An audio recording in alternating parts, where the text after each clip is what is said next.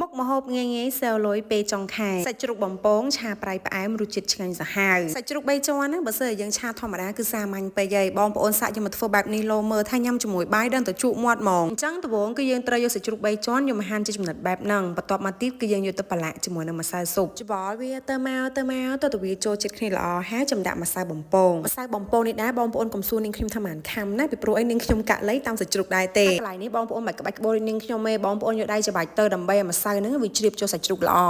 ក៏ប៉ិតលួចប្រើដៃច្របាច់ដែរហ្នឹងណាបន្ទាប់ពីខ្លាញ់ក្តៅហើយគឺយើងយកសាច់ជ្រូកហ្នឹងមកបំពងមកបងប្អូនញែកវាទៅវិញទៅមកចាស់ណាដើម្បីកុំឲ្យសាច់ហ្នឹងវាជាប់គ្នាកន្លែងនេះនាងខ្ញុំប្រើភ្លើងខ្លាំងហ្មងបងប្អូនបំពងទៅបំពងមកនេះបានពណ៌ប៉ុណ្ណឹងហើយបន្ទាប់ពីពណ៌របស់វាប៉ុណ្ណឹងហើយបងប្អូនប្រើភ្លើងរឹមវិញណាចុងក្រោយហ្នឹងណានេះប៉ានេះគឺនាងខ្ញុំស្រង់ទុកឯងជំហានបន្ទាប់គឺយើងមកបំពងខ្ទឹមនេះដែរគឺយើងមិនយកទៅឆាភ្លាមទេណាបងប្អូនបំពងវាឲ្យឆ្អិនហើយយកវាទុកសិនលីងមើលផងណាបងប្អូនកុំឲ្យវាខ្លោចជ្រុលណារួចរាល់គឺយើងមកធ្វើទឹកសសរបស់យើងដាក់ស្ករត្នោតទឹកស៊ីអ៊ីវប្រេងខ្យងហើយនឹងប៊ីចេងប៉ុណ្ណឹងគឺបានហើយព្រោះមុនហ្នឹងមិញហ្នឹងសាច់ជ្រូកយើងហ្នឹងប្រឡាក់ម្សៅស៊ុបហើយឯងចាំមានជាតិប្រៃឯងមិនដាក់អីប្រៃទៀតទេទឹកស៊ីអ៊ូក៏ប្រៃប្រេងខ្យងក៏ប្រៃចាបន្ទាប់មកទៀតគឺសាច់ជ្រូកយើងមកបំពងហើយហ្នឹងដាក់វាភ្លុចមកកលេងទៅកលេងមកប៉ុណ្ណឹងគឺរួចរាល់ហើយបងប្អូនមិនដែរតំណងអត់បងប្អូនជាចុងក្រោយគេហ្នឹងខ្ទឹមរៀងមកបំពងហើយហ្នឹងដាក់វារយបែបហ្នឹងមកហើយនឹងខ្ញុំគិតថាមុខម្ហូបមួយមុខហ្នឹងក្មេងៗដល់គាត់ចូលចិត្តញ៉ាំហើយរសជាតិស្រួលញ៉ាំសំខាន់ឆ្ងាញ់បាយបានច្រើនបងប្អូនកុំភ្លេចធ្វើញ៉ាំតាមណា